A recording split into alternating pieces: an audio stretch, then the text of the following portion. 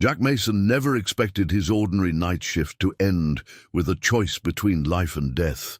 As a single dad working 2 jobs, he barely makes enough to keep food on the table for his daughter. But when he sees the car crash and burst into flames on his drive home, he doesn't think twice. He runs straight into the fire, pulling out a mysterious woman seconds before the car explodes. Little does Jack know that the person he just saved isn't just another driver. She's one of the richest women in America, and she's been searching for something that all her money couldn't buy: a real connection. But here's the real question. When 2 people from completely different worlds collide, can true love bridge the gap between their lives? Before we jump back in, tell us where you're tuning in from. And if this story touches you, make sure you're subscribed, because tomorrow I've saved something extra special for you. The smell of slightly burnt toast pulled Jack from his exhausted days. His hands still trembled from last night's events, phantom heat from the burning car lingering on his skin. But there was no time to dwell on heroics, not when Emily needed. Breakfast before school. "Dad, I think the toast is done." Emily's voice carried from their small kitchen, mixed with the sound of cabinets opening and closing. At 12, she was already too familiar with managing their morning routine on days when he worked the night shift. Jack pushed himself off. The worn couch where he'd collapsed just 3 hours ago, his security guard uniform still reeking of smoke. His muscles protested every movement, but the sound of Emily humming while she prepared breakfast brought a tired smile to his face. Their apartment wasn't much, a cramped 2-bedroom on the 3rd floor of a building that had seen better days. But Emily had turned even this into something special. Her artwork covered the walls, bright splashes of color hiding water stains and peeling paint. Her latest report card hung proudly on the refrigerator, straight A's despite everything. "You didn't have to make breakfast, sweetheart," Jack said, entering the kitchen and kissing the top of her head. Emily's dark hair was already neatly braided, another skill she'd had to learn too young. "You looked tired when you came home." She pushed a plate of toast and scrambled eggs toward him. "And you smell like a barbecue." Jack's mind flashed to the Ferrari engulfed in flames, the woman's unconscious form in his arms.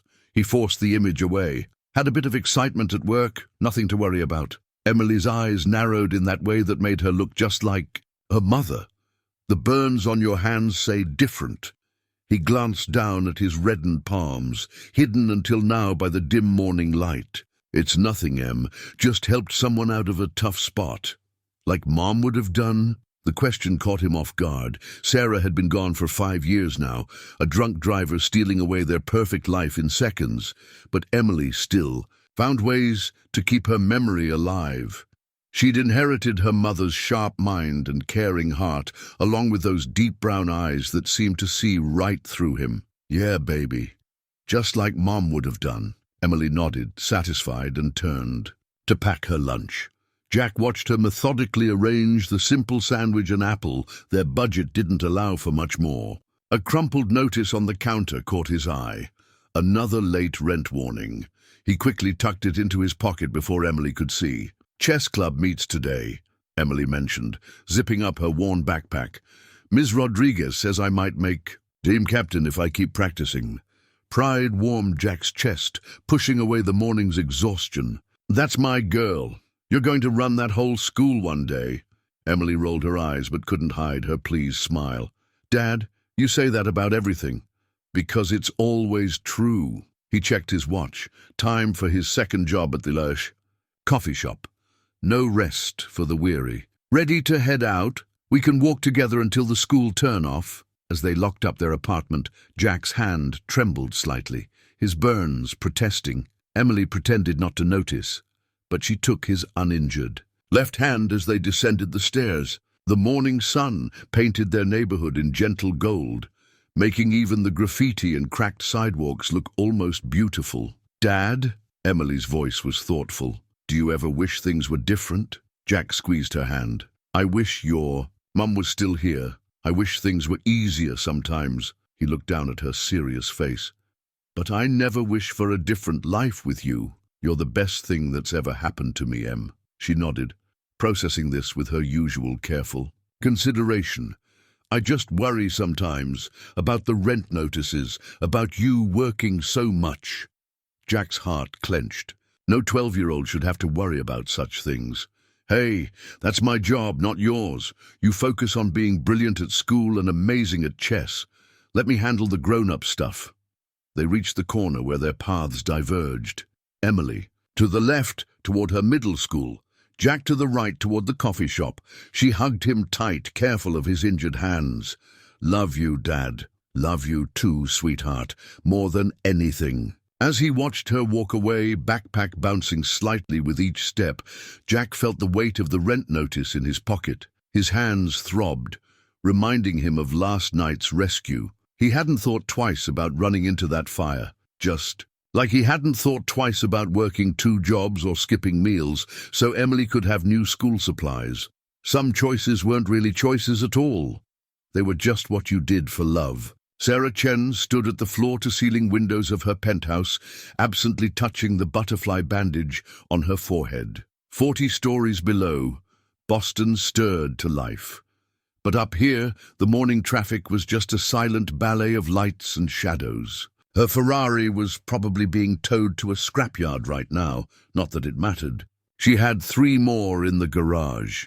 Miss Chen? Her assistant's voice crackled through the intercom.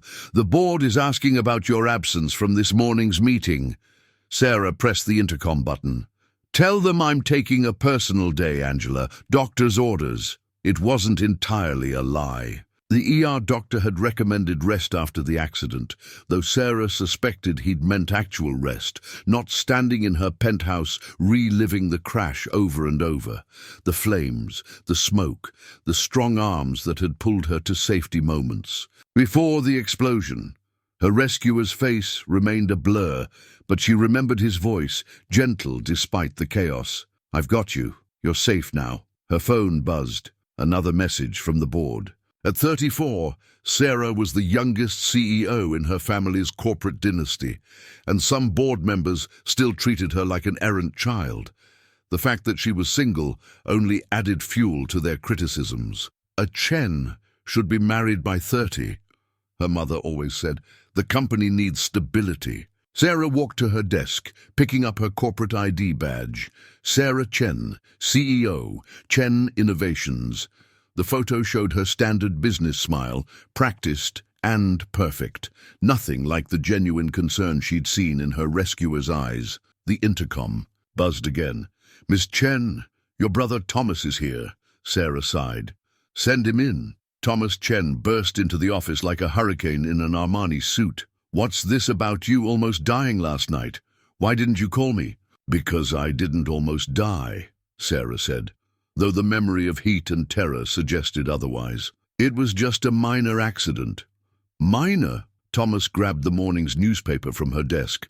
Luxury car explosion on Highway 93. Unknown hero. Saves driver. He tossed it down. That was you, sis.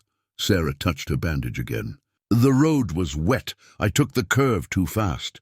And some random guy just happened to be there to pull you out? Thomas raised an eyebrow. Have you found him, vetted him, made sure he won't go to the press? He didn't even know who I was, Sarah said softly, remembering how her rescuer had disappeared before the ambulance arrived. No questions, no expectations, no attempt to leverage the situation. When was the last time anyone had helped her without wanting something in return? Well, we need to find him, Thomas insisted. Get him to sign an NDA at least. We can't risk... Risk what? Sarah turned to face her brother. Risk someone knowing that a Chen needed help? That we're actually human? Thomas's expression softened. I'm just worried about you after that gold digger last year, Sarah remembered. James had seemed perfect, charming, successful, genuinely interested in her work, until the prenup discussion when his true colors showed. Sometimes she wondered if anyone would ever see past her bank account to the person underneath. I know. You're worried, she said. But this feels different. He helped me and vanished. No press, no photos, no attempt to contact me. He probably doesn't even know who I was. All the more reason to find him before he figures it out. Thomas pulled. out his phone. "I'll have our security team—" "No!" Sarah's tone made her brother look up in surprise. "I'll handle this myself." "Sarah!" "I mean it, Thomas. No security team, no private investigators. If I'm going to find him—" She paused, an idea forming. "I'll do it my way. After." Thomas left. Sarah studied her reflection in the window. The bandage, the slight bruising, they made her look more human somehow, less like the polished CEO whose photo appeared in business magazines. Her phone buzzed again, another meeting reminder, another day of boardrooms and balance sheets and carefully measured words. But for the first time in years, Sarah felt something different stirring in her chest, something that had nothing to do with profit margins or shareholder value. Somewhere in this city, there was a man who had saved her life without knowing or caring who she was, a man who had shown more genuine humanity in those few seconds than she'd experienced in years of corner offices and corporate galas. She picked up her phone. "Angela, cancel my meetings for the week, and could you find me some less conspicuous clothes? I need to do some personal research." It was time to discover who else she could be, beyond the name on her corporate ID badge. The fluorescent lights of the urgent care clinic made Jack's eyes ache. He hadn't planned on coming in, but Emily's worried looks at his burns had worn him down. Now he sat in the cramped waiting room, mentally calculating how many extra shifts he'd need to cover this visit. "Mr. Mason?" The nurse held a clipboard, scanning the half-empty room. "We're ready for you." The examination room was cold, and Jack's discharge papers crinkled beneath him on the paper-covered bed. Dr. Patterson, a kind-faced woman in her 50s, examined his hands with gentle efficiency. "These are second-degree burns," she said, frowning. "You should have come in last night. Had to get home to my daughter, the one from the car accident." At Jack's surprised look, she smiled. "It's all over the morning news. Anonymous hero saves driver from burning luxury car, though they got the location wrong. Said it was Highway 93. Jack shrugged. "Wasn't trying to make the news." "No, I don't imagine you were." She began applying antibiotic cream to his palms. "You'll need to keep these cleaned and dressed. No work for at least 3 days. His heart sank. "I can't take 3 days off." "You can if you don't want these burns." "Getting infected." She gave him a knowing look. "Single parent." He nodded. "I raised 2 boys alone after their father passed. I know that look, trying to figure out how to make impossible math work." She wrote something on her prescription pad. "I'm marking these burns as severe enough to qualify for workers' compensation." "You were leaving your security job, right?" Jack started to protest, but she held up a hand. "Sometimes accepting help is the bravest thing we can do for our kids." Across town, Sarah sat in her private investigator's office, ignoring his bemused expression as she outlined her requirements. "Let me get this straight," Derek said, leaning back in his chair. "You want me to find this guy, but you don't want me to approach him. You don't want any surveillance. You just want his name and where he works?" "That's right." Sarah touched her bandage absently. "And I want this kept completely confidential. No reports to my family or the company. Ms. Chen, with all due respect, this isn't how I usually work.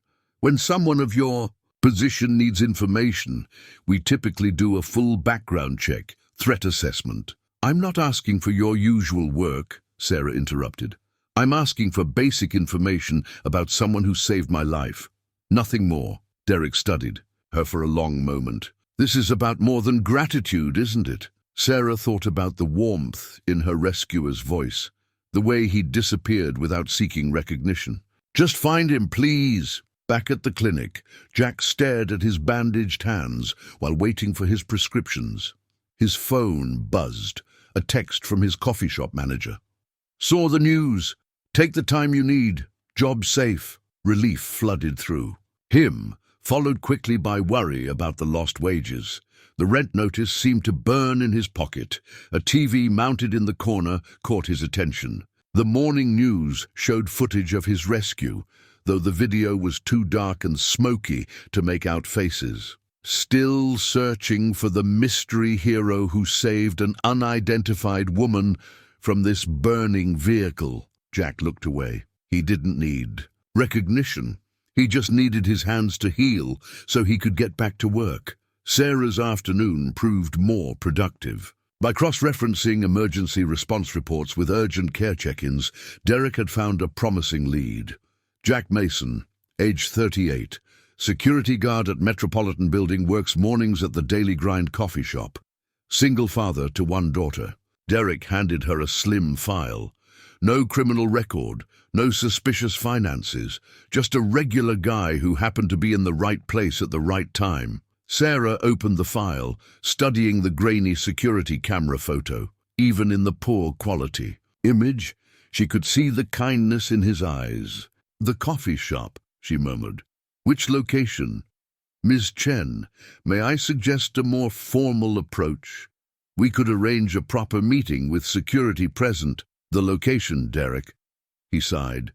"Downtown, corner of Maple and 4th. Sarah stood, gathering her things.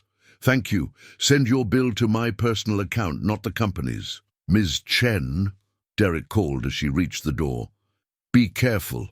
Not everyone is who they appear to be." Sarah thought of all the people in her life wearing carefully constructed masks, herself included. Maybe that's exactly what I'm counting on. As she left the office, her phone lit up with messages from the board, her brother, her mother, all demanding answers, explanations, decisions.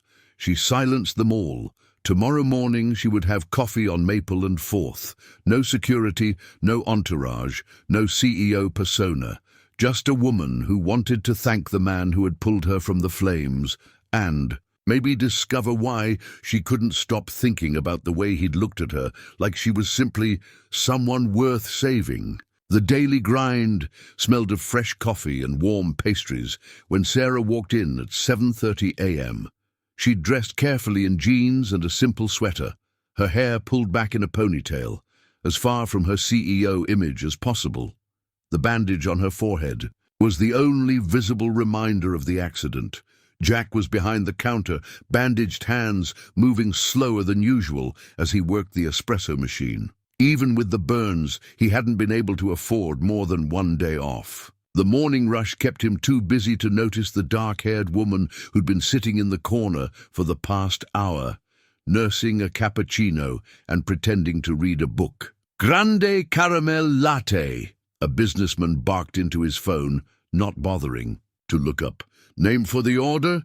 Jack asked, already reaching for a cup. "Sarah."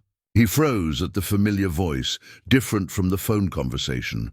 Looking up, he met the eyes of the woman from the car crash. The recognition was immediate, visceral, like a spark jumping between them. "You," he breathed. Sarah offered, a small smile. "Me." The businessman, still on his phone, tapped his watch impatiently. Jack automatically started making his drink, but his eyes kept drifting back to Sarah, who had stepped aside to wait. "I've been hoping to find you," she said softly. "How did you—" "Dad!" Emily's voice cut through the morning buzz. She burst through the door, still in her school clothes. "The water's out at school. They sent everyone home early and—" She stopped, noticing Sarah. "Oh, sorry. Are you helping a customer?" Jack glanced at the clock. Not even 9 a.m. Another day of scrambling to figure out childcare. Give me a minute to—" "I can watch her," Sarah offered, surprising herself as much as Jack. "If that's okay, while you finish your shift." Emily perked up, studying Sarah with interest. "Are you the lady from the car, the one Dad saved?" Jack nearly dropped the milk pitcher, trust his daughter to put things together so quickly. Sarah's smile widened. "I am. I'm Sarah." She held out her hand to Emily, treating her with the same respect she'd give any adult. "Would you like to share a hot chocolate with me?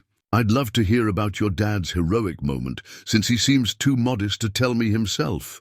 Emily beamed, shaking Sarah's hand firmly. "He is pretty modest. He didn't even tell me about the burns until I saw them." "Emily," Jack warned, but there was no heat in it. "It's true." Emily turned back to Sarah. "He just said he helped someone out." like running into a burning car is just a normal Tuesday night. Sarah's eyes met Jack's over Emily's head, and something unspoken passed between them. Understanding, recognition, the weight of a moment that could change everything. Hot chocolate sounds great, Emily decided, and I can tell you about the chess tournament I'm practicing for.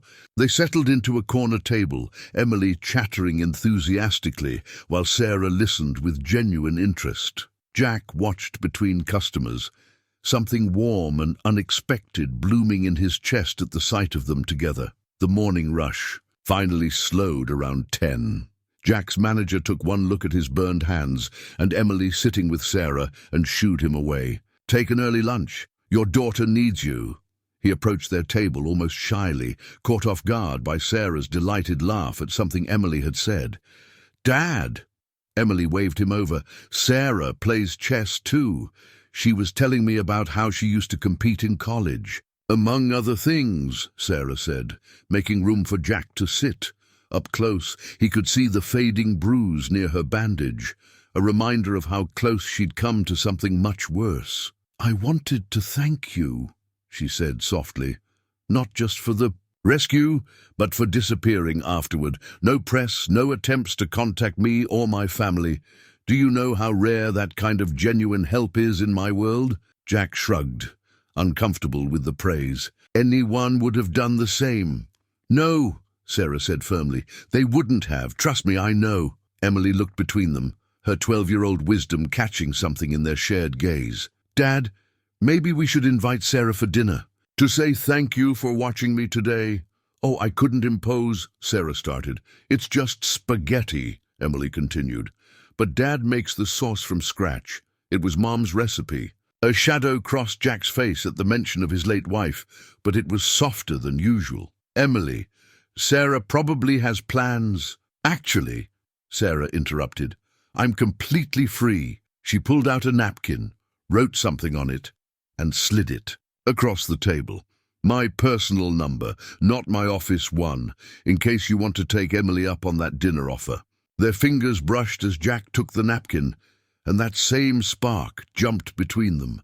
The coffee shop receipt on the table seemed to mark the moment, a simple record of an ordinary morning that felt anything but ordinary. "I should get back to work," Sarah said, gathering her things.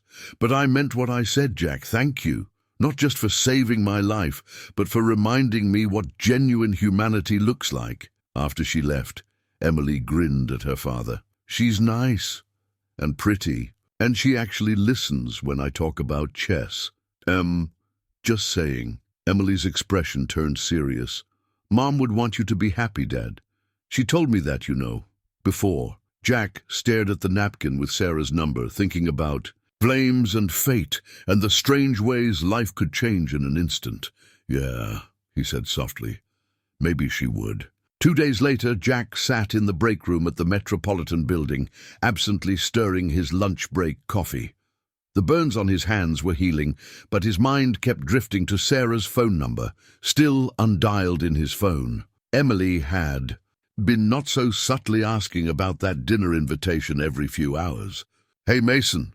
His co-worker Mike dropped a magazine on the table. "Isn't this the car you pulled that woman from?" Jack glanced at the business magazine's cover and felt his world tilt sideways. There was Sarah, but not the Sarah he knew from the coffee shop. This Sarah wore a crisp business suit, her hair elegantly styled, standing in front of the Chen Innovations logo. The headline read, "Sarah Chen, America's youngest Fortune 500 CEO, revolutionizes tech industry." His coffee grew cold as he read the article.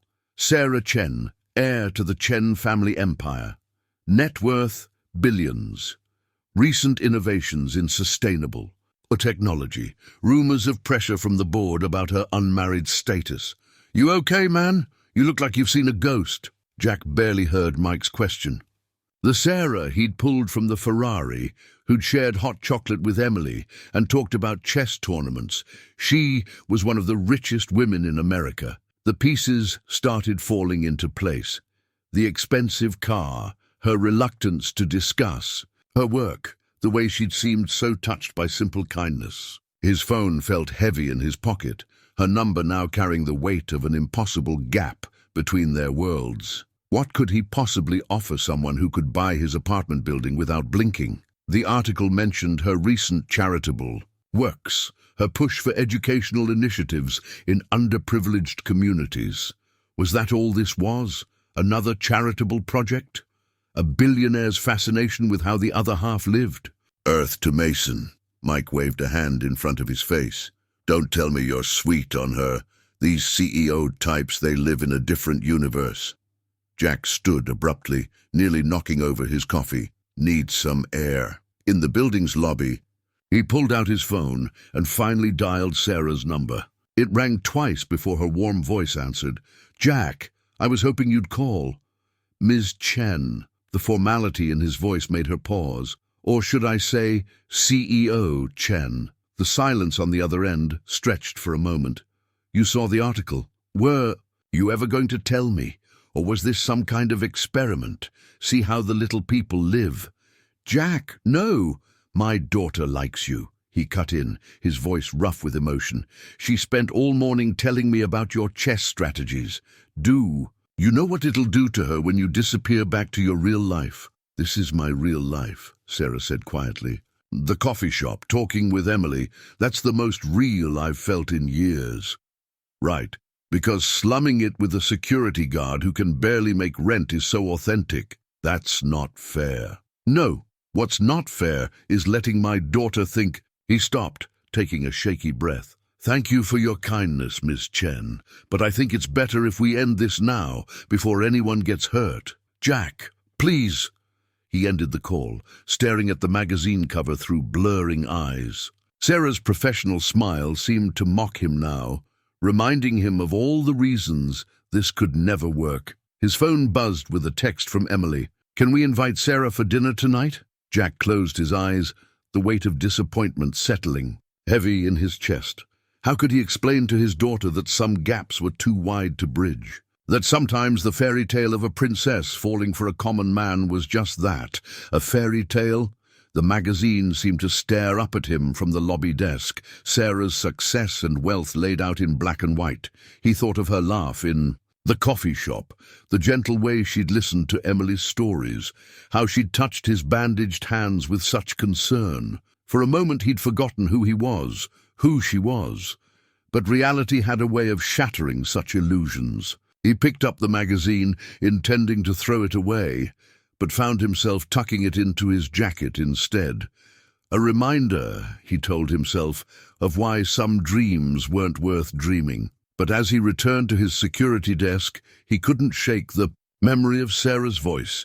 That's the most real I've felt in years. Maybe she'd even meant it, but in his experience, reality had little room for fairy tales. Emily's chess pieces clacked against the board as she practiced alone in their apartment. A week had passed since Jack's discovery of Sarah's identity, and his daughter's disappointment hung heavy in the air. The promised dinner never happened. No more morning visits to the coffee shop, just silence and the weight of what could have been. A knock at the door startled them both. "I'll get it!" Emily rushed to answer before Jack could stop her.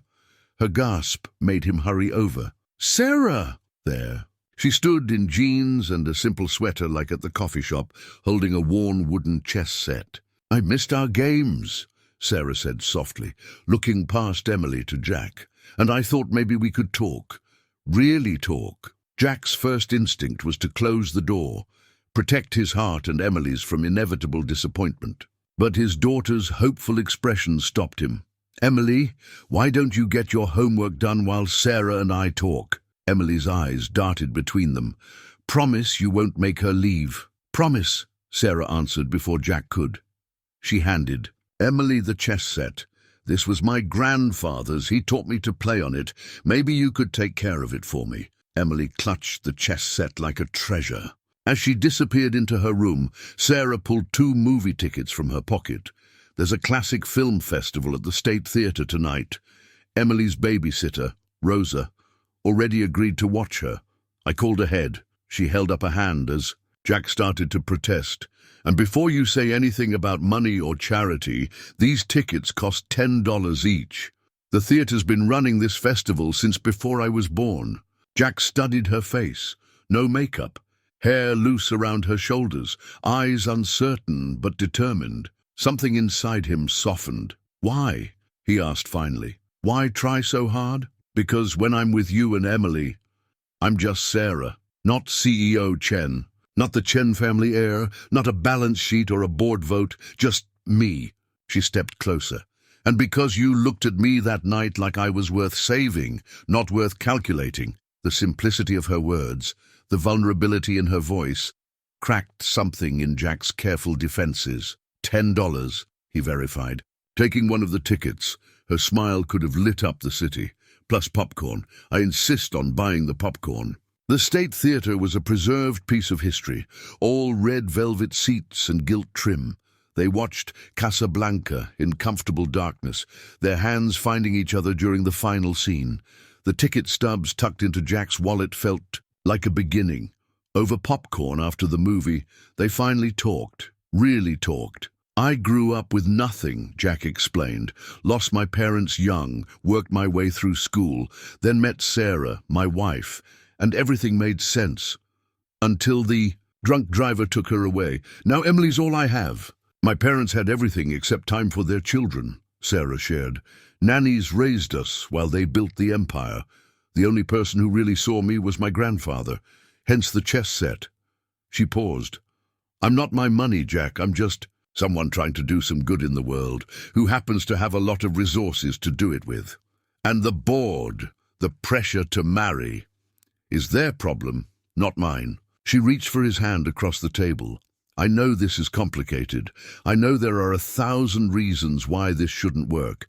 But when I'm with you and Emily, everything makes sense. Like you said about your wife." Jack studied their intertwined fingers. "Emily adores you. I adore her too.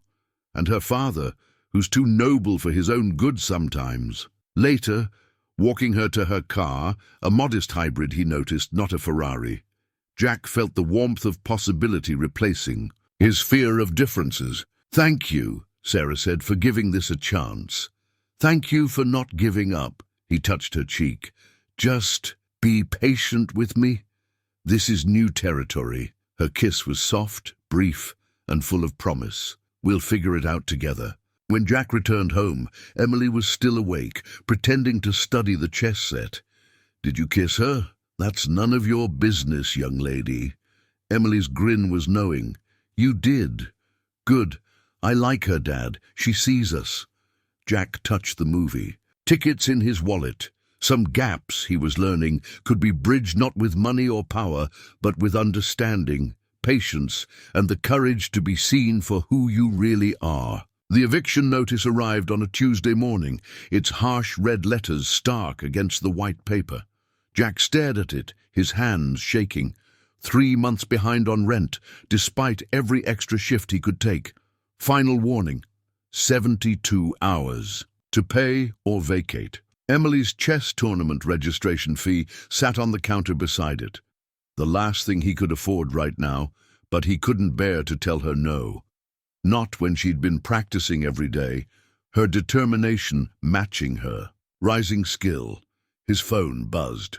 Sarah's text lit up the screen. "Dinner tonight? I want you to meet someone important to me." They'd been dating for 3 weeks now, carefully navigating the space between their worlds. Sarah had respected his boundaries, never pushing about money or trying to solve his problems. But now, staring at the eviction notice, Jack felt the weight of their differences crushing down. The door burst open as Emily rushed in from school. "Dad! I got team captain!" She stopped short, seeing his expression. "What's wrong?" He tried to hide the notice, but she was too quick. Her face fell as she read it, understanding too much for her 12 years. "We have to move. I'll figure something out. I can skip the tournament," she said quickly. "That's $50 right there, and maybe I could help at the coffee." "Shop on weekends?" "No." Jack pulled her into a fierce hug. "You focus on being team captain. That's your job." His phone buzzed again. "Sarah, my grandfather's in town. He'd love to meet you both." Emily saw the text over his shoulder. "We should go. Sarah said her grandfather taught her chess." "Emily, please, Dad?" I'll wear my best dress and everything." Jack looked between the eviction notice and his daughter's hopeful face. Maybe for one evening they could pretend everything was normal. "Okay," he texted back. "What time?" Sarah's reply came with an address. Not a restaurant, but her penthouse. Jack's stomach clenched, but he forced a smile for Emily's sake. The elevator ride to the 40th floor felt like ascending to another world. Emily's eyes widened at the marble floors and floor-to-ceiling windows, but she squared her shoulders, determined to make her father proud. Sarah opened the door, wearing a simple black dress, her smile radiant. "You're here!" She hugged Emily, then kissed Jack softly. "Grandfather's on the terrace. He's been asking about your chess playing, Emily." The terrace offered a stunning view of Boston at sunset. Albert Chen, despite his immense wealth, proved to be a gentleman in his 70s, with kind eyes and a well-worn chess set beside him. "Ah, the young champion," he greeted Emily. "Sarah tells me you're quite the strategist." Emily glanced at Jack, who nodded encouragingly. "I just made team captain, sir." "Wonderful. Perhaps we could play while these two talk?" As Emily settled in for her game, Sarah led Jack to a quiet corner of the terrace. "You seem troubled tonight." "I'm fine." "Jack." She touched his arm. "I thought we were past this." The eviction notice burned in his pocket. He pulled it out, unable to meet her eyes. "I didn't want to tell you." Sarah read it silently, her expression carefully neutral. "Let me help." "I can't." "Why not?" A hint of frustration crept into her voice. "Because of pride? Because it would make you feel less of a man?" "Because I can't be your charity case." The words burst out louder than he intended. On the other side of the terrace, Emily and Albert looked up from their chess game. Sarah's face hardened. "Is that what you think this is? Charity?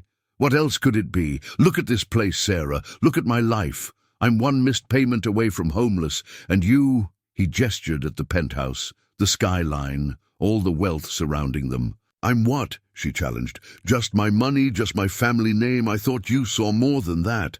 "I do, but—" "No buts." She stepped closer. "I love you, Jack Mason. I love your daughter. I love how you make coffee and tell bad jokes and treat everyone with kindness. And yes, I have money. I can help, not because I pity you, but because I want a future with you. Both of you." The word love hung between them, spoken for the first time. Jack felt his carefully constructed walls crumbling. "I can't give you anything in return," he whispered. "You already have." She took his hand. "You gave me authenticity, reality, a chance to be loved for who I am, not what I own." From the terrace came the sound of Emily's delighted laugh. They turned to see her executing a perfect checkmate against Albert, who looked both surprised and pleased. "Your daughter," Sarah said softly, "is going to change the world someday. Let me help make sure she gets the chance." Jack looked at Emily, radiant with victory, then back at Sarah, her eyes full of love and challenge and possibility. The eviction notice fell from his fingers, caught by the evening breeze and carried away over the city lights. An unopened letter from Sarah sat on Jack's kitchen counter, her elegant handwriting stark against the white envelope. 3 days had passed since the night at her penthouse, 3 days of avoiding her calls and texts, of Emily's questioning looks, and his own internal war. He'd accepted Sarah's help with the rent, not for himself, but for Emily. The shame of it burned worse than the car fire had. "Dad!" Emily stood in the doorway holding her tablet. "You need to see this." The headline made his heart stop. Chen. Innovations, CEO's secret romance with mystery hero. Someone had photographed them outside the movie theater, his hand on Sarah's cheek, her smile intimate and unguarded.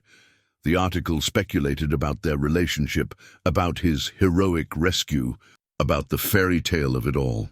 His phone rang. Mike from work. "Man, you're all over the internet. The security company's getting calls from reporters." Jack hung up without responding. More calls came in. Journalists, morning shows, even a reality TV producer. He turned, his phone off. Emily watched him with worried eyes. Is this why you're avoiding Sarah? Because people might find out? It's complicated, Em. No, it's not. She picked up Sarah's letter. You're scared. Just like I was scared before my first chess tournament. But you told me being scared doesn't mean we shouldn't try.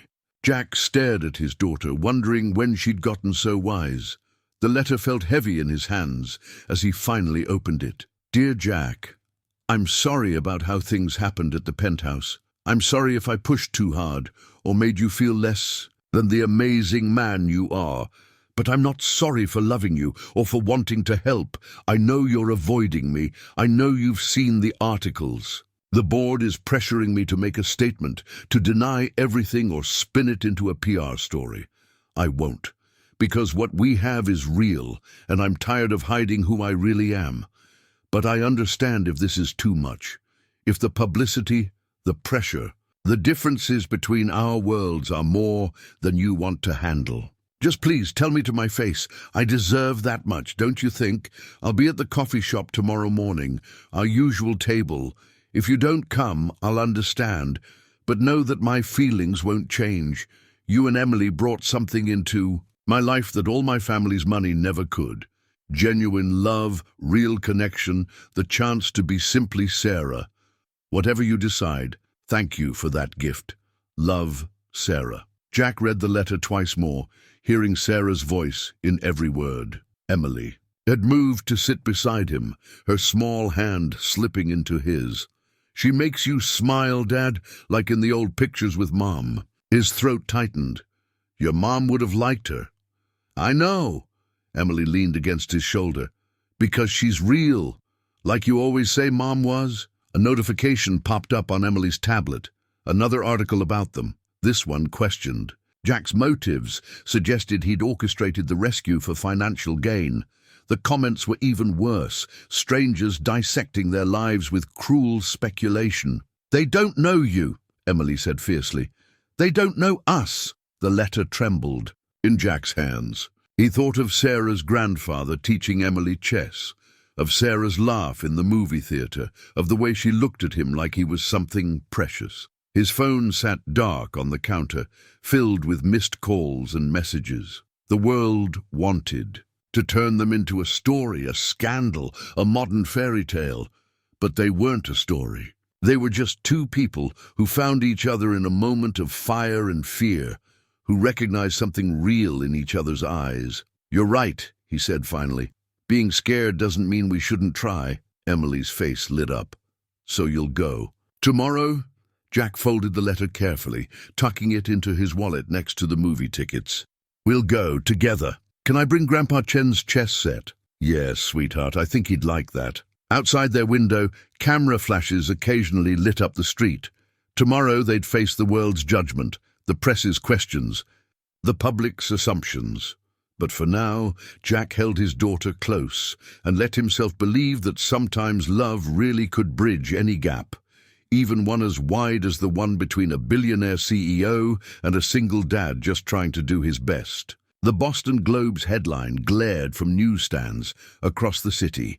Modern Cinderella story. CEO, Sarah Chen's romance with working-class hero. The photo showed Sarah leaving her office, Jack and Emily walking to school. Separate lives now, under constant scrutiny. Sarah faced her board of directors, their disapproving faces arranged around the mahogany conference table. Her brother Thomas stood by the window, refusing to meet her eyes. This is a PR nightmare, Harrison Wells, the head of the board, declared. Our stock has dropped 3 points since the story broke. My personal life is not responsible for market fluctuations, Sarah replied calmly, though her hands clenched beneath the table. Your personal life becomes our business when it affects shareholder value. Harrison slid a prepared statement across the table. We need you to distance yourself from this situation. Sarah read the statement, her jaw tightening. Ms. Chen appreciates the public's interest, but wishes to clarify that her relationship with Mr. Mason was merely one of gratitude for his assistance during the accident. You want me to deny everything? We want you to think of the company, Thomas finally spoke, of our family's legacy. Our family's legacy, Sarah stood slowly, was built by our grandfather, who taught a little girl chess because he believed in looking beyond surface values, who just last week played against a 12-year-old girl and saw only her potential, not her social class. Across town, Jack faced his own scrutiny. Parents at Emily's school whispered as he dropped her off. His co-workers at the security desk treated him differently, some with awe, others with barely concealed resentment. Chess clubs cancelled, Emily announced after school, her voice small. Too many reporters hanging around. Ms. Rodriguez says it's not safe. Jack's heart ached. Emily's tournament was in 2 weeks, and she needed the practice time. We'll figure something out, sweetheart. I miss Sarah, Emily said quietly. And Grandpa Chen. Jack missed them too. Sarah's morning visits to the coffee shop, their quiet movie dates, the way her whole face lit up when Emily showed her a new chess move, but the constant media attention made normal interactions impossible. His phone buzzed with a text from Sarah. Turn on Channel 5? He found it on the break room TV just in time to see Sarah addressing a crowd of reporters outside Chen Innovations. Yes, I am in a relationship with Jack Mason, she stated firmly. No, this is not a publicity stunt or a charity case. This is about 2 people who found something real in an unexpected moment. And if our story makes some people uncomfortable because it challenges their assumptions about class and worth, then maybe those assumptions need to be challenged. The board members behind her looked stricken. The reporters erupted with questions. But Sarah's eyes seemed to look right through the camera, right at Jack. I grew up with every privilege, she continued, but it took nearly dying in that car to teach me what really matters. Jack Mason didn't save me because I was Sarah Chen, CEO. He saved me because I was a human being in danger. He loved me because I was just Sarah, and I love him and his brilliant daughter because they showed me what genuine connection feels like. She held up a hand as the reporters shouted more questions. That's all I have to say, except this. Our stock price will recover. Public interest will fade. But real love, that's worth any temporary discomfort. Jack's co-workers stared at him as the broadcast ended. His phone buzzed again. Emily, watching the same speech in her classroom. Dad, can we go see her? Please? He thought of Sarah facing down her board, defending their love in front of the world. No more hiding, no more letting fear of their differences dictate their happiness. Yeah, he texted back. I think it's time. The media storm would continue. The whispers and judgment wouldn't stop overnight. But somewhere between a burning car and a public declaration, they'd built something stronger than social expectations. Something real. Jack's security badge felt heavy as he clocked out early. Sometimes courage meant running into a burning car. Sometimes it meant running toward love, no matter what the world might say. Jack stood in his bedroom, holding a photograph he hadn't looked at in years. Sarah, his late wife, not Sarah Chen, smiled back at him, cradling newborn Emily.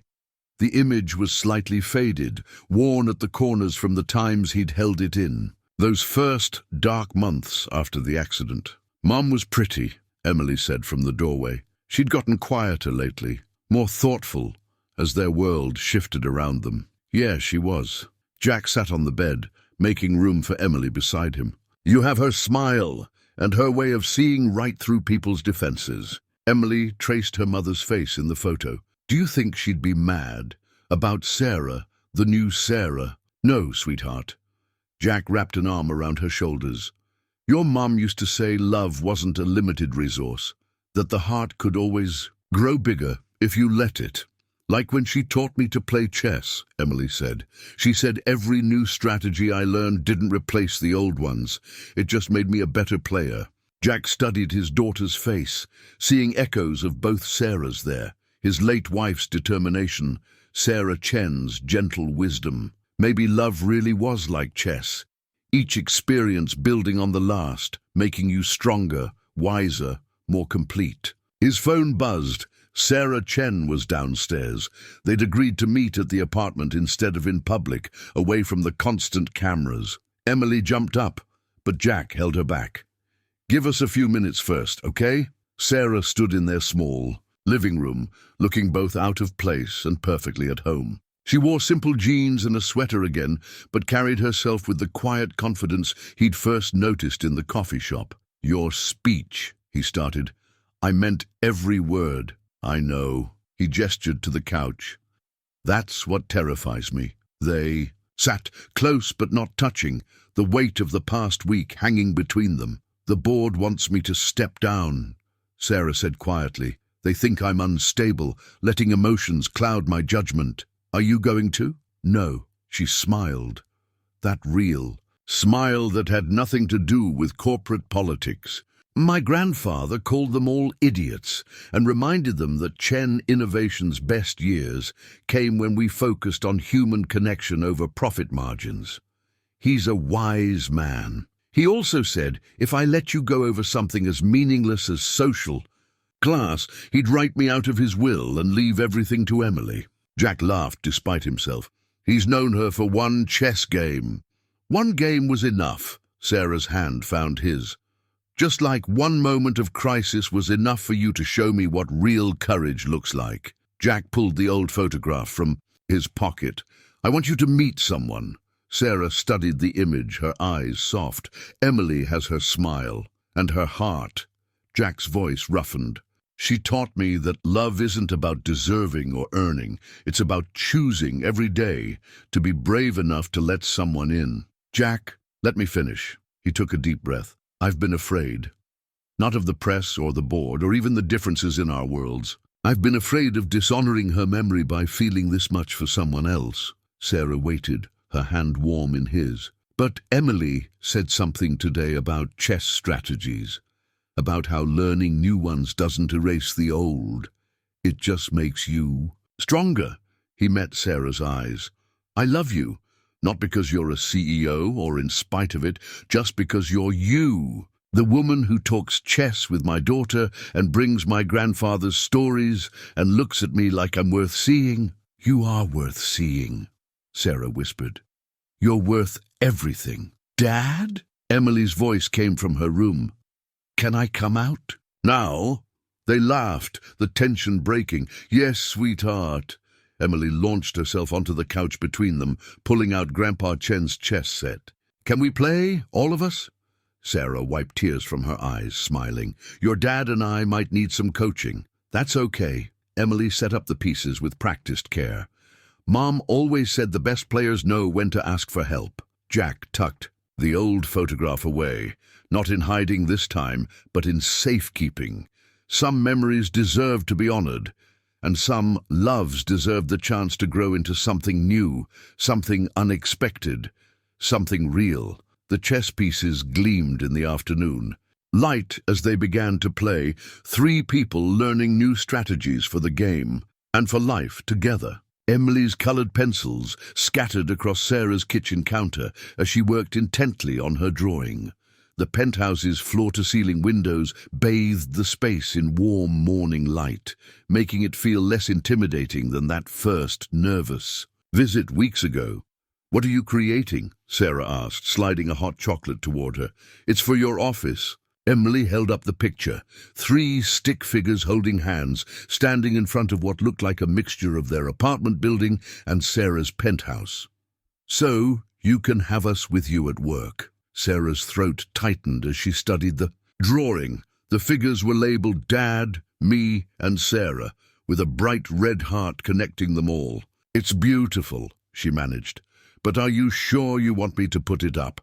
The board members might see it." Emily's chin lifted in a gesture so like Jack's it made Sarah smile. "Good. Then they'll know we're not going away." The elevator chimed, announcing Jack's arrival. He'd finally agreed to let Sarah's driver bring him over after his night shift, though he still insisted on working both jobs despite her protests. "There's my favorite artists." He kissed Emily's head, then Sarah's lips. "What's the masterpiece?" "Today, Emily's marking her territory in the corporate world," Sarah said, showing him the drawing. "Speaking of territory," Jack pulled out some papers. "I've been thinking about what you said, about finding a way to build something together." Sarah recognized a business proposal template. "Jack, I know you want to help with money, and I know I'm too stubborn about accepting it. He spread the papers out. But what if we built something together? The proposal outlined a community center in Jack's neighborhood, combining a chess club, after-school programs, and small business support services. The budget was detailed, the planning thorough. The security companies taught me a lot about building management, Jack explained. And I see kids like Emily every day, brilliant kids who just need a chance. With your business experience and my ground-level knowledge, we could create something real, Sarah finished. Something that bridges both our worlds. Emily peered at the papers. Could we have chess tournaments there? Ms. Rodriguez says lots of schools can't afford to host them. That's exactly the idea, sweetheart. Jack looked uncertainly at Sarah. I know it's not a traditional investment. It's perfect. Sarah was already making notes. We can establish it as a non-profit, get community involvement, make it sustainable. The board can't object to charitable initiatives, especially ones with clear social impact metrics. Jack blinked. I understood about half of those words. Sarah laughed, pulling him close. It means yes, it means you're brilliant. It means we're doing this together. Emily added a fourth figure to her drawing, a small stick figure labeled Future Friend, standing next to stick figure Emily. For all the other kids who'll learn chess there, she explained. Jack watched Sarah dive into the proposal, her business mind engaging with his practical experience, both of them building something bigger than themselves. The morning sun caught her ring-free left hand as she wrote, and an idea began forming. In his mind, we should celebrate, Sarah declared. Dinner out? I know a place where the press won't bother us. Actually, Emily said, could we celebrate here? I like it when it's just us. Sarah's eyes softened. Of course, I'll cook. You cook? Jack raised an eyebrow. I'm a woman of many talents. Mr. Mason, she pointed to the kitchen, chop these vegetables and I'll prove it. They worked together easily, Emily setting the table while Jack and Sarah moved around each other in the kitchen.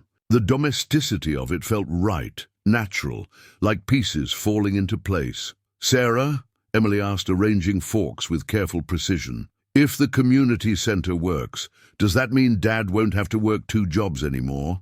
The adults exchanged looks. We'll figure something out, Jack said carefully.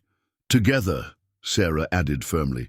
That's what partners do. Emily nodded, satisfied, and added one final touch to her drawing, a small chess piece in each stick figures, and connecting them all in play and purpose and possibility. The sunset painted the kitchen gold as they sat down to dinner. 3 people becoming a family not through obligation or circumstance, but through choice and love, and the brave decision to build something new together.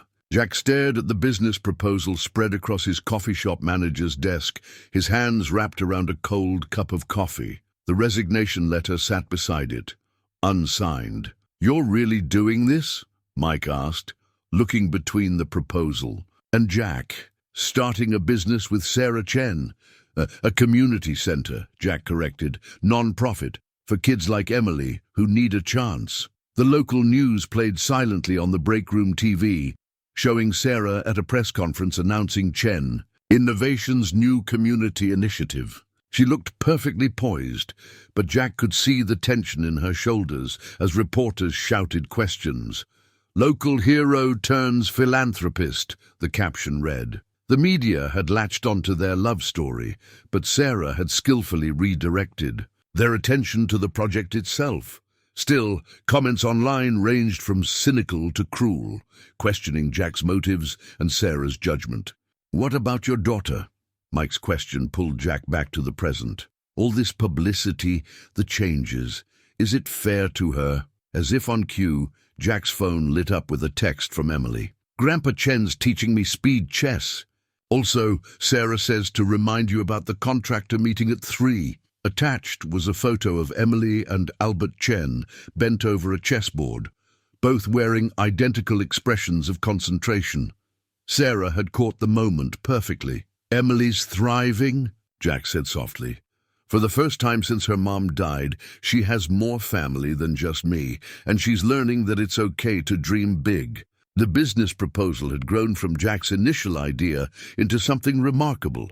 Sarah's business acumen had transformed his rough outline into a comprehensive plan, while his practical experience kept it grounded in real community needs. Together, they'd found an old warehouse in his neighborhood, perfect location, solid bones, just needing someone to see its potential. His phone buzzed again, a news alert about Chen Innovation's stock price rising after the announcement. Sarah had been right.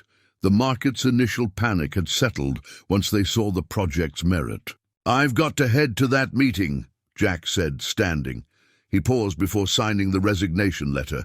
2 weeks' notice, ending 5 years of dawn shifts and burnt fingers. "You're really not afraid?" Mike asked. "Stepping into her world?" Jack thought of Sarah's face when they'd first walked through the warehouse, how she'd immediately seen past the dust and debris to what it could become, how she'd squeezed his hand and said, "This is it. This is where we build our bridge." "I'm terrified," he admitted, "but sometimes the scariest choices are the most important ones." The contractor meeting was held in Sarah's office, all glass and chrome and spectacular views, but she'd added touches that made it feel more like home. Emily's drawing, proudly displayed next to her business awards, a chess set on the coffee table, a photo of the three of them at Emily's tournament. "The zoning board approved our variance." "Request," Sarah announced as he entered. "We can start renovation next week." The contractors presented their plans, a perfect blend of preservation and progress. The old warehouse's industrial charm would remain, but with modern amenities and flexible spaces. A dedicated chess room, of course, but also study areas, a small business incubator and community gathering spaces. "This section," Sarah pointed to the plans, "we're naming the Sarah Mason Memorial Learning Center." Jack's head snapped up. Sarah met his gaze steadily. "Emily suggested it," she said, softly, "to honor where you both came from, even as we build something new." The contractors tactfully focused on their papers as Jack pulled Sarah into a fierce hug. "Thank you," he whispered. "We're not erasing the past," she murmured back. "We're building on it, all of it." Later, reviewing the final budgets, Jack noticed Sarah rubbing her temples. "Bored giving you trouble? Nothing I can't handle."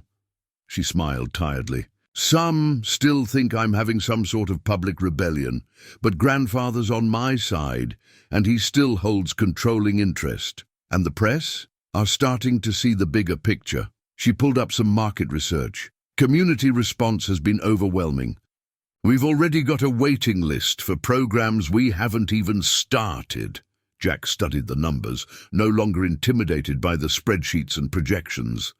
Sarah had been teaching him, just as he'd been teaching her about the neighborhood's real needs. "We're really doing this," he said, wonder in his voice. Sarah took his hand, her fingers intertwining with his. "We're doing more than that. We're showing people that love isn't just about fairy tales and rescued princesses. Sometimes it's about building something real together, something that lasts." Outside her office window, Boston stretched out before them. Sarah's world of high rises meeting Jack's neighborhood of modest homes. Somewhere in between, an old warehouse waited to become something new, something that would bridge the gap between two worlds that only looked different from a distance. A house key gleamed in Sarah's palm as she stood in front of the colonial-style home. Not too large, not too grand, just right for a family of 3. The tree-lined street straddled the line between their old neighborhoods, a perfect compromise between their worlds. "Are you sure about this?" Jack asked, watching Emily explore the front yard. She was already planning where to plant a garden, just like she'd had at their apartment. "The only thing I'm not sure about is why we waited so long." Sarah pressed the key into his hand. "It's exactly halfway between the community center and my office, good school district and—" She smiled. "No reporters have found it yet." The house had been her suggestion, but she'd let Jack handle the mortgage. A delicate dance of independence and partnership they were still learning to perfect. She contributed to a shared account for Emily's education and their joint projects, while he maintained his own finances for daily needs. "Emily," Jack called. "Want to see your room?" Their daughter, and Sarah's heart still skipped when she thought of Emily that way, raced up the porch steps. The real estate agent had already left, giving them time to explore as a family. Inside, afternoon sunlight streamed through wide windows, painting warm squares on hardwood floors. The kitchen opened to a family room where Sarah could already imagine chess matches and movie nights, a study perfect for Jack's new work, managing the community center. 4 bedrooms upstairs, including one Emily had immediately claimed for its window seat. "Can I paint it blue?" Emily asked, spinning in her soon-to-be room. "Like the sky?" "We'll make it however you want," Sarah promised. She'd learned to let Emily take the lead in their relationship, never pushing to replace the mother. She'd lost but slowly building her own unique bond with the remarkable girl. Jack wrapped an arm around Sarah's waist as they watched Emily plan her space. "You know, when I pulled you from that car, I never imagined we'd end up here." "No?" Sarah teased. "You didn't see future stepmother material through all that smoke?" His kiss was soft, familiar now, but no less electric than their first. "I saw someone worth saving. Just didn't know you'd end up saving us too." "We saved each other," she corrected. Emily's voice floated down from the other rooms. "This one could be for when Grandpa Chen visits. And maybe this one, for if we ever—" She trailed off, but Sarah caught her meaning. They hadn't discussed expanding their family yet, but the possibility hung warm in the air between them. The neighbors began appearing as they explored. A retired teacher next door, a firefighter and his wife across the street. Families with children Emily's age. No one seemed starstruck by Sarah's presence or uncomfortable with their unusual story. Here, they were just a family moving in.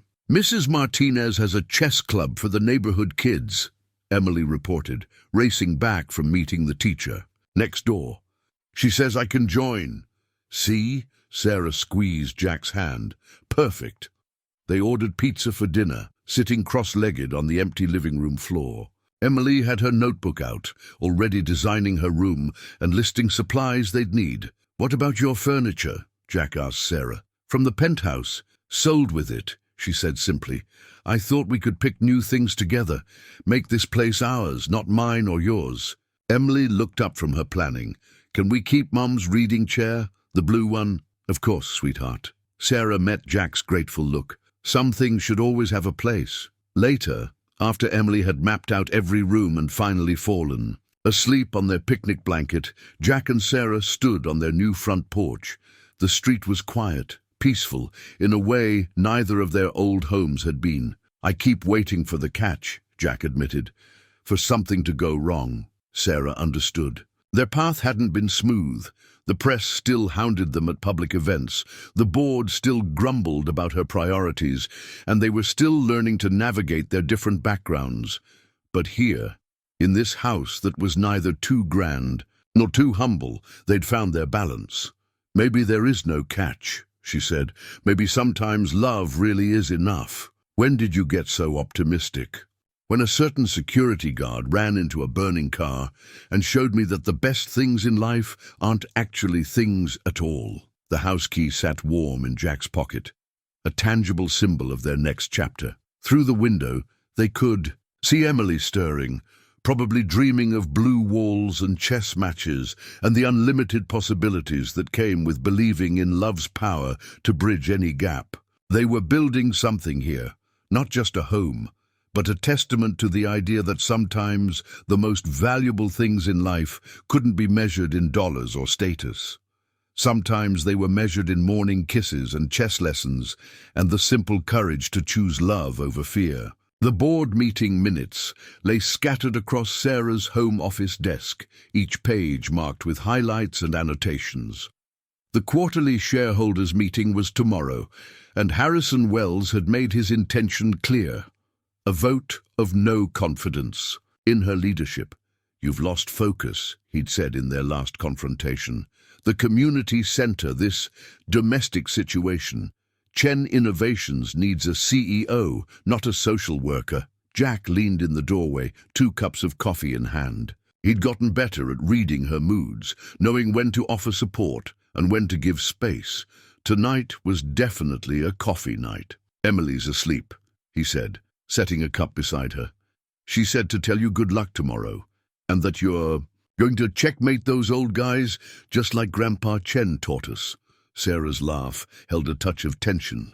"If only corporate politics were as straightforward as chess." "Isn't it, though?" Jack settled into the chair across from her desk. "Strategy, positioning, protecting your key pieces." She looked up, really seeing him for the first time that evening. In the months since moving in together, Jack had absorbed so much about her world: business terms, corporate structure, market dynamics.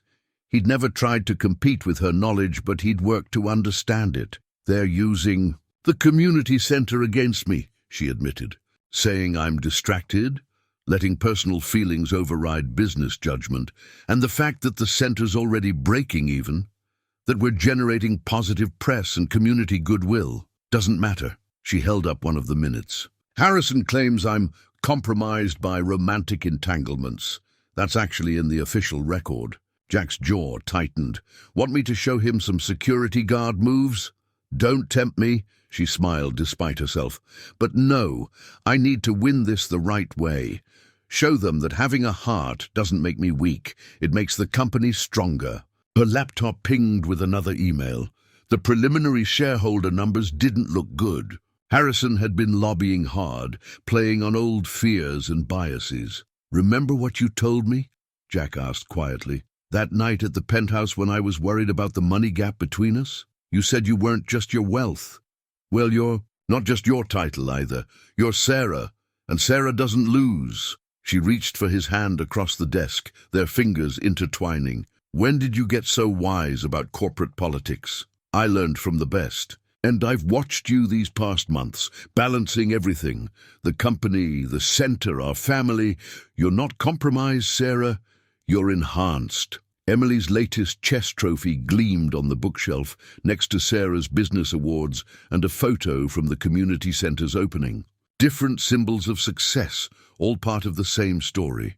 "I need to show them that," Sarah said slowly, an idea forming.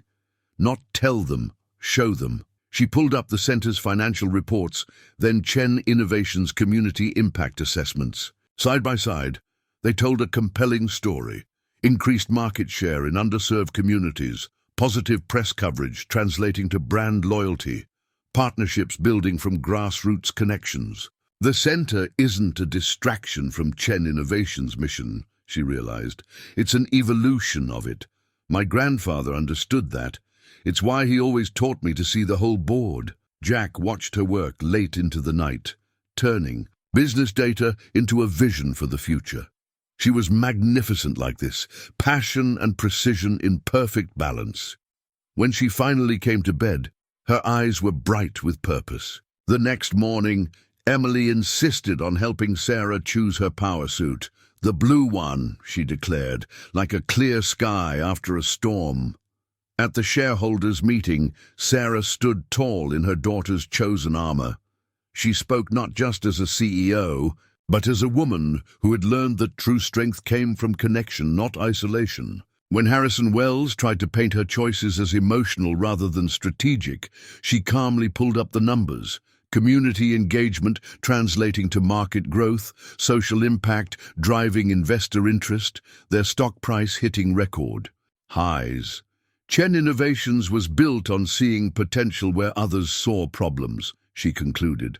On building bridges between worlds. I'm not compromised by my personal life. I'm completed by it, and the results speak for themselves. The vote wasn't even close. Harrison Wells resigned that afternoon, his outdated vision no match for Sarah's integrated approach to business and life. That evening, they celebrated with takeout and a family chess tournament. Emily was getting good enough to challenge them, both. Her strategies combining Jack's bold moves with Sarah's careful planning. "To my two favorite teachers," Sarah raised her soda in a toast, matching Emily's no caffeine rule in solidarity. "Thanks for showing me that sometimes the best business strategy is simply being human." Jack kissed her temple. "Thanks for showing us that sometimes the biggest gaps are the ones most worth bridging." Outside, The city lights twinkled like stars, while inside, a family built on courage and second chances played games and made plans, proving that love could not only cross divides, but transform them into foundations for something even stronger. The small ring box felt heavy in Jack's pocket as he walked through the community center. 6 months since opening, and the place hummed with life. Chess clubs, study groups, small business workshops. A living bridge between two worlds that had once seemed impossibly far apart. "Mr. Mason," Mrs. Rodriguez waved from the chess room, where she now taught 3 classes a week. Emily's showing the beginners that queen sacrifice strategy she learned from Mr. Chen. Through the glass wall, he watched his daughter explain the complex move to a group of wide-eyed kids. She'd grown so much in the past year, not just in chess skills, but in confidence, in her ability to embrace change. "Dad!" Emily spotted him and rushed out. "Did you get it?" He patted his pocket, nodding.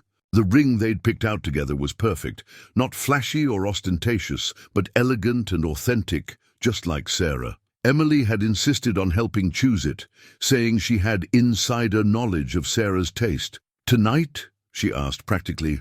"Bouncing. That's the plan." He tried to keep his voice steady despite his nerves.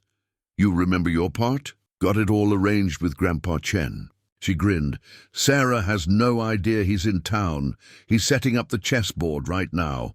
The proposal plan had been Emily's idea, combining their shared history into something meaningful.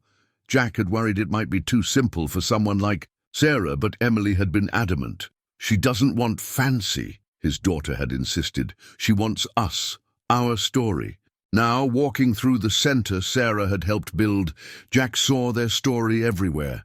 The reading nook where she and Emily had their weekly chess lessons, the small business incubator where she mentored local entrepreneurs, the wall of community, photos where their family shots mingled with those of people whose lives they'd touched. His phone buzzed, a text from Albert Chen. "All set, she'll be here at 7. Emily, the chess prodigy, has assured me the strategy is foolproof." Jack smiled. Sarah's grandfather had become an unexpected ally, seeing in their relationship something that transcended social class and expectations. He'd been the first to support Jack's decision to propose. "In all my years in business," Albert had said, "I've never seen Sarah so completely herself as when she's with you two." The ring box held more than just a diamond. It held a question about forever, about family, about choosing love over fear every single day. Sarah had taught him that some risks were worth taking, that sometimes running into the fire meant running in towards your future. Mr. Mason, one of the center's regulars, a teenage girl, approached nervously. "Could you look at my college essay? It's about how this place changed my life." Jack checked his watch. Still 2 hours until Sarah arrived. "Let's see what you've got." This was his life now, not just Emily's dad or Sarah's partner, but a person who could help others bridge their own gaps. The community center had become more than a project. It was a testament to what love could build. By 6:30, the center had cleared out except for their small group. Albert Chen set up the special chessboard while Emily arranged and rearranged the pieces obsessively. "Perfection isn't the point," Jack reminded her gently. "Says the man who practiced his speech 50 times, she shot back with a grin. He had practiced, trying to find the right words to express how Sarah had transformed their lives not by changing them, but by showing them how to be more fully themselves. The ring box shifted in his pocket as he helped Emily with the final preparations. The same pocket where he'd once carried overdue rent notices and worried about survival. Now it held a future, a promise, a choice to believe in love's power to build bridges across any divide. At 6:55, Emily took her position. Albert Chen settled into his chair, camera discreetly ready. The chessboard waited, pieces arranged, in the exact position from their first coffee shop conversation. Jack touched the ring box one last time and smiled. Sometimes, the biggest moments came not with fanfare and fireworks, but with quiet courage and the simple decision to trust in Love's ability to transform ordinary moments into magic. The wedding invitation proofs lay untouched on the coffee table as Sarah rushed through the community center's doors at 7 sharp, still in her business suit from a long day of meetings. "Emily, I got your text about the chess emergency." She stopped short, taking in the scene before her. The chess room glowed with soft lighting. The board was set up exactly as it had been that first morning in the coffee shop when she'd watched Emily and Jack together and felt the first stirrings of belonging. But now Emily stood beside it in a blue dress, beaming, while Albert Chen sat nearby, trying to look casual and failing completely. "Grandfather, when did you—" "Sarah," Jack's voice drew her attention. He stood by the board in a suit she'd never seen before, his eyes full of the same warmth that had given her hope. "In a burning car. Would you like to play a game?" She moved forward slowly, understanding dawning. "Jack, just one move," he said softly. "That's all I'm asking." Sarah sat, her heart racing. The board showed a complex endgame position. Emily had positioned herself to watch both the game and Albert's subtle filming. "A week to move," Jack said. Sarah studied the board, then looked up sharply. "This is the position from our first real conversation," he confirmed. "When you watched Emily play and saw her, really saw her. When you started becoming part of our family before any of us realized it." Sarah's hand trembled slightly as she reached for her queen. There was only one move that made sense, a sacrifice that would ultimately lead to victory. Just like that day in the coffee shop, she made the move. Jack smiled and reached into his pocket. "You know," he said, "chess teaches us that sometimes the bravest move isn't charging forward. Sometimes it's being willing to sacrifice something precious for the chance at something even more valuable." He knelt beside her chair, and Emily's hands flew to her mouth in delight. "A year ago, I ran into a fire to save a stranger. It was instinct, duty, the right thing to do. I didn't know I was running toward my future, toward love, toward family." His voice roughened with emotion. "You could have been just a rescue, a story to tell. Instead, you became our story." Sarah's eyes filled with tears as he opened the ring box. "You never tried to replace what we'd lost," he continued. "You just helped us build something new, something that proves every day that love isn't about fitting into someone else's world. It's about creating our own." Emily moved to stand beside them, her face glowing. "Say yes," she whispered. "Please say yes." "The board position," Sarah managed, her voice thick with tears. "It's not just from that day. It's a winning strategy," Jack finished. "If you're brave enough to risk everything for the right reason." He took her hand. "Sarah Chen, will you marry us? Be my wife, Emily's mother, our partner in building this beautiful bridge between worlds?" "Check," Emily added with a grin. Sarah laughed through her tears. "And mate," she pulled Jack up into a kiss. "Yes, of course, yes." Emily launched herself into their embrace as Albert captured everything on film, his own eyes suspiciously bright. The ring slipped perfectly onto Sarah's finger, elegant but not flashy, exactly like the love it represented. "I knew the Queen's sacrifice would work," Emily declared proudly. "Grandpa Chen helped me plan it." "Did everyone know about this?" Sarah asked, admiring how the ring caught the light. "The whole center helped," Jack admitted. "Mrs. Rodriguez kept you busy with extra chess club meetings so we could plan. The kids made you stay late with college essays. Even Harrison Wells accidentally scheduled that long board meeting today to keep you occupied. Harrison was in on it. He said, and I quote, "Anyone who can turn my hostile takeover attempt into a company victory deserves all the happiness she can get." They stayed late at the center playing chess and sharing stories. Albert ordered celebration takeout from Sarah's favorite restaurant. The wedding invitation proofs were forgotten in favor of immediate family joy. Later, as Emily demonstrated her latest chess strategies to her grandfather, Sarah leaned against Jack, her ring a comfortable weight on her hand. "I never thanked you," she murmured, "for proposing, for running into that fire, for being brave enough to let love change everything." Jack kissed her temple. best instinct I ever followed. On the chessboard, Emily executed a perfect queen. Sacrifice. Some victories, they had all learned, were worth every risk. The family portrait hung in the community center's main hall, Jack, Sarah, and Emily on their wedding day, the three of them laughing at something beyond the camera's view. It caught the exact moment they had truly become one family, their joy radiating from the image. "Still your best shot, Grandpa," Emily told Albert Chen as they stood before it. At 13 now, she was taller, more poised, but still carried the same bright spirit that had first drawn Sarah into their lives. "The best photographs," Albert replied, "capture truth rather than poses." The center hummed with activity around. And them. 2 years since that burning car had brought them together, and their bridge between worlds had become a landmark in its own right. Children played chess where corporate executives mentored small business owners. College students tutored. Kids who reminded Sarah of Emily.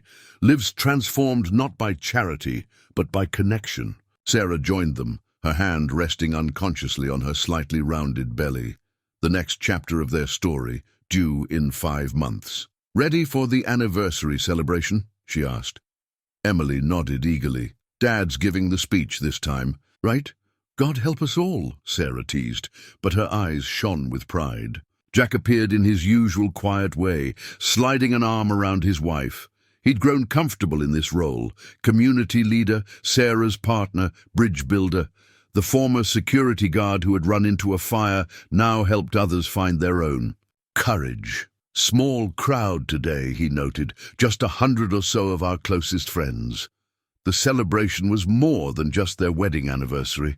It marked 2 years since the center's opening, 2 years of proving that love could not only cross divides, but eliminate them entirely. As Jack took the podium, Sarah reached for Emily's hand. Her daughter, and the word felt natural now, earned, through love rather than blood, squeezed back. "2 years ago," Jack began, "I made a choice that changed everything.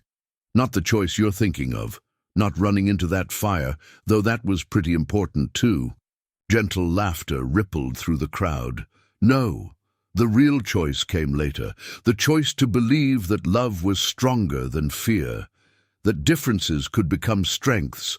That family isn't about where you start, but where you choose to go together." He looked at Sarah and Emily, his eyes soft. "Someone once asked me if I saw future stepmother material through all that smoke.